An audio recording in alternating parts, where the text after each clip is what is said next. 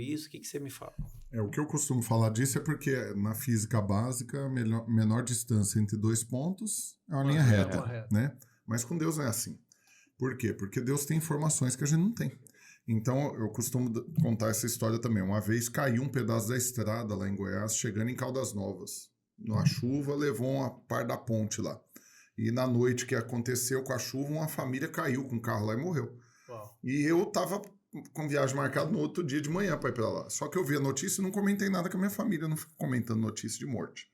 Só que por fim eu fui com a minha família, só que chegando lá eles tinham feito um desvio, porque a ponte tinha caído, então você tinha que fazer 14 quilômetros por dentro da estrada de terra, por dentro de uma fazenda e tal, para chegar. E minha família sem saber de nada, e tudo parceirão de viagem, top. Sai de casa e já começa a dormir.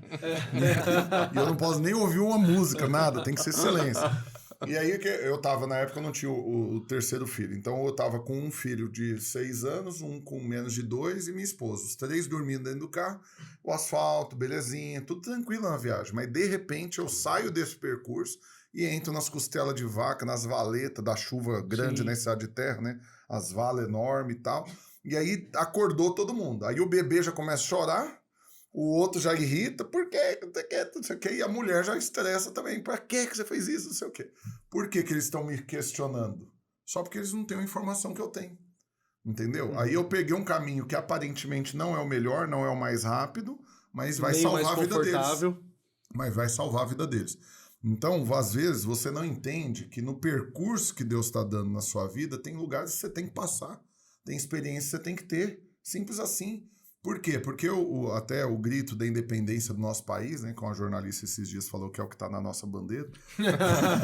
Sabe bem, né? Que independência ou morte, né? Mas depois que você nasce de novo, aceita Jesus, independência é morte. Quando você decide ser independente, você está indo para o abismo. Então você não pode brincar de crer. Ou você crê ou você não crê, ou você depende ou não depende. Então o empresário que está fazendo comparação, que olha para o outro e fala, mas meu concorrente parece estar melhor que eu não estou saindo do lugar, é só porque eu posso estar sendo generalista aqui, dando veredito de virose, né? Igual os médicos hoje em dia, tudo é virose. Mas na minha cabeça é muito claro, está faltando oração, para saber o passo a passo e Deus ir governando para ele ter paz.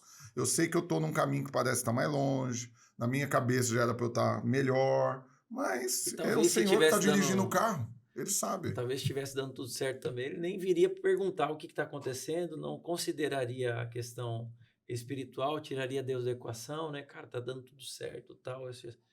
Os fatores que levam ao sucesso é só eu, o meu esforço, tudo, e a gente sabe que a minha bondade me basta, eu sou maravilhoso. Eu sou maravilhoso, etc, tal, né? Faz sentido. Faz sentido. Pastor, teve um trabalho muito legal que vocês fizeram durante a pandemia também, né? Voltando a falar dos empreendedores radicais. Você pode compartilhar um pouco com a gente? Nos dois aspectos que a gente atua, dentro da igreja especificamente, a gente atua tanto com o empresário quanto com os desempregados. E uma parte forte da atuação é a capacitação. Eu acho que ninguém ganha nada com a ignorância. Então, não saber de algo, ser ignorante a respeito de um assunto, não tem benefício nenhum. Né? Então, a gente atua muito para capacitar o pessoal. Para quê? Para não apenas conquistar as coisas. Eu sempre uso essa comparação, que a Bíblia diz que Salomão pediu para Deus sabedoria e conhecimento. Por quê? Porque a sabedoria conquista as coisas, mas o conhecimento administra. Então, se você tem sabedoria e não tem conhecimento, você vai ser esse que vai viver de altos e baixos. Você ganha muito, mas depois você quebra de novo. Você perde tudo. Por quê? Você não tem conhecimento para administrar, para gerir aquilo que está na sua mão agora e multiplicar isso. Então, quando você olha para os servos, né, que Jesus usa na parábola dos talentos, tem o que recebeu 1, o que recebeu 2, o que recebeu 5. O que recebeu 2 e recebeu 5 saíram para multiplicar. Eles sabiam o que tinha que fazer para multiplicar, eles tinham conhecimento para isso. E o outro que ficou perdidão com o talento na mão enterrou. Né? E aí esse que enterrou perdeu pro que tinha 5 e multiplicou para 10. Então, quanto mais conhecimento você tem, mais talento você consegue administrar. Você multiplica e ainda recebe cada vez mais. Então, o que a gente faz? A gente focou muito em capacitação durante a pandemia e nesse fortalecimento da economia interna. Então, a gente teve um testemunho poderoso de não fechar empresas, irmãos permanecer bem, mesmo com a pandemia. E com os desempregados, a gente começou um pouco antes da pandemia a também fazer reuniões, capacitar a mão de obra. Pra você ter noção, a gente fez um levantamento, tinha 3.200 desempregados na videira de Goiânia. simultaneamente. E a gente refez o currículo de todos eles.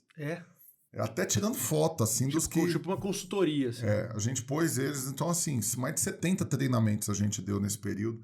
Então, assim, de como conseguir manter um bom emprego, como se comportar numa entrevista, como valorizar oportunidades e tal. Então, até foto nós tiramos para currículo, porque tinha uns que parecia maloqueira, assim, tem um badinho do Comando Vermelho. Eu imagino que seja isso. Obrigado. E aí, por fim, o que aconteceu de lá para cá? Isso a gente começou em janeiro de 2018, com 3.200 empregados, quando a gente começou esse trabalho. Aí, de lá para cá, veio pandemia e tudo, então mais gente perdeu emprego. Mas, resumindo, até hoje a gente já empregou mais de 4.600 irmãos e na cidade toda hoje nós temos menos de 310 desempregados. Que se pegar proporcional ao tamanho da igreja, dá 1% de índice de desemprego. Louco isso, né? Eles estão controlando os irmãos que estão desempregados ou empregados, né? A gente não tem essa métrica. As estatísticas, né?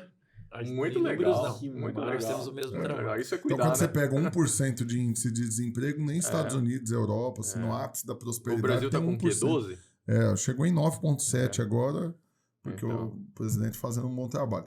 Mas chegou a 14,8, né? Então, com 14,8 a gente já estava em 2%. Com o Brasil, a 14,8, né? a gente tinha Legal. 2% para quem era membro da igreja. Isso é o que eu falo do poder da unidade.